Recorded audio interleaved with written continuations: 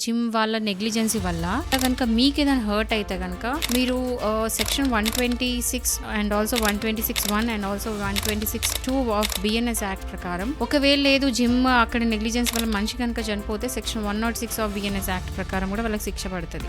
లేదు ఈ మధ్య చాలా మంది చూస్తున్నాం మన ఇన్స్టాగ్రామ్లో కూడా, ఏంటంటే ఈ మధ్య ఇట్లా హార్ట్ అటాక్ వచ్చి జిమ్లో చనిపోవడము, అయితే లో షుగర్ అయి చనిపోవడం, ఇట్లాంటి ఎన్నో చూస్తుంటారు. సడన్గా అక్కడ వాళ్ళు కొలాప్స్ అయి పడిపోతూ ఉంటారు. సో వీటన్నిటికీ కూడా జిమ్ లైబుల్.